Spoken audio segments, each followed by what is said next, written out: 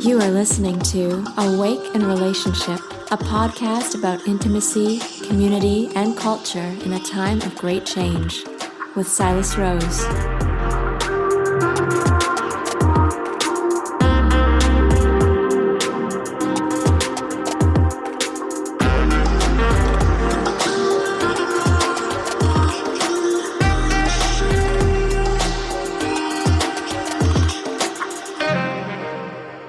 Greetings, welcome dear listener. My name is Silas Rose, and this is another installment of On Air, my version of a fireside chat. Over the past year since I started Awake in Relationship, I really feel like I'm learning in public. If you've been listening to the show, you probably noticed that I have a very broad lens when it comes to covering the topic of relationships. I really believe that there's a thread of continuity that runs, from our intimate personal lives into how we create community, and then ultimately how we create a life-sustaining culture. There is so much change happening right now in those three areas, and much of it really being driven by the influence of our technology, and particularly the internet. After a year of COVID, I think we've all come to kind of rely on the internet and social media and other platforms as our primary source of connection with others over these past few months. And somehow I don't get the sense that this is going to change in the near future. In fact, I think history will remember COVID as the dawning of the Internet of Things. If you're not familiar with that term, it basically describes this merging of the physical world and digital world through billions of computers and sensors and cameras. With the help of new 5G technology, basically will enable kind of ubiquitous connection, making possible things like driverless cars and smart homes, quote-unquote, smart cities, and smart grids. So on one hand, the Internet of Things really solves a lot of problems in terms of relating with complexity and efficiency of human systems. However, given how quickly these changes are coming, there is a real danger of losing something essential to our human experience, namely the quality connection we have with others in the natural world. By virtue of my age, I remember life before the internet. I recently turned 50, which is kind of mind-blowing, and perhaps a sure sign of getting older is nostalgia, a longing for the past. When I was growing up in a small town on the east coast of Vancouver Island, I actually spent most of my time outdoors when I wasn't in school. I would leave in the morning with my friends, head down to the beach or into the forest or by the river to do some fishing, and wouldn't return till sometime in the evening. Kind of unthinkable for any parent these days. Having had the great fortune of growing up in a beautiful place, a safe place, I got to develop a very secure attachment to nature, which I very much value to this day. I feel like I also got to understand what freedom meant.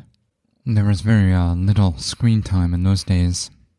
My first home computer was a Commodore VIC-20, a gift from my parents, which I was actually kind of disappointed around because most of my friends had Commodore 64s, which had way better graphics and games.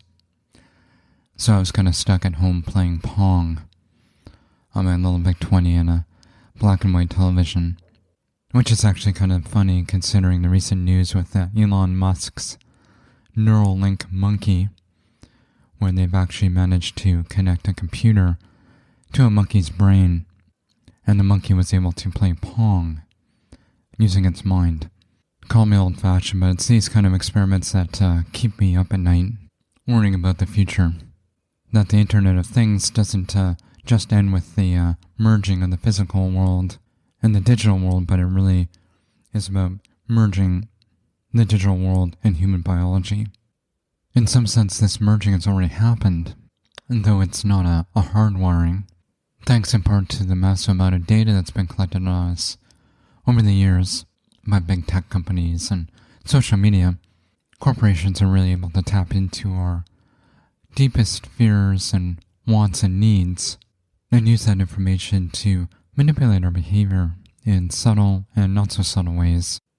The darker side is really where the algorithms only show us what we want to see, essentially sorting us into filter bubbles, which are highly customized to our needs and wants.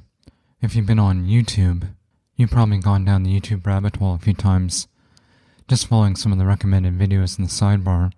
With so much of life being lived online right now, the downside of being fed this curated, personalized online experience in our social media feed or Google search is that we're losing our shared sense of reality, and that the algorithms are actually leading us towards more extreme views in our society, and we've really seen that with the rise of QAnon, and we've seen it go offline with the Capitol insurrection in December.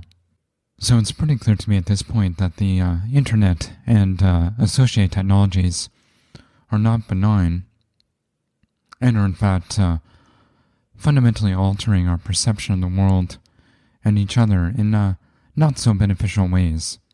I don't think it's possible at this point to put the genie back in the bottle, and I am by no means anti-technology or a Luddite. However, I'm deeply concerned about how we maintain our sense of humanity as the Internet of Things develops and grows.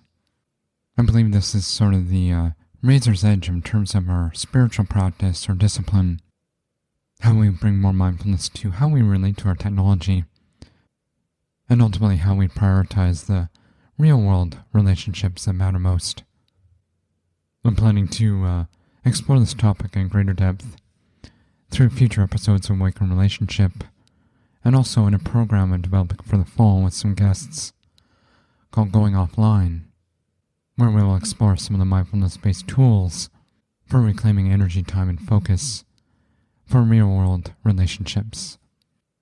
I'm planning to launch with a small test group, and if you're interested, please reach out.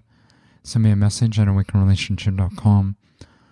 In the next few weeks, I'll put up a little bit more information in a form so people can leave their email and be notified when the group opens. So please be in touch. As always, I really appreciate any feedback or suggestions for future episodes of Awaken Relationship. And if you have been tuning in and found value in the show, I'd really appreciate you taking a moment and just leaving a quick review on Apple, Spotify, or Stitcher, wherever you listen to podcasts. It really helps me to grow the show. So friends, thanks again for listening to this episode, and I hope you're staying strong in these uncertain times and doing what you need to do to stay well and connected.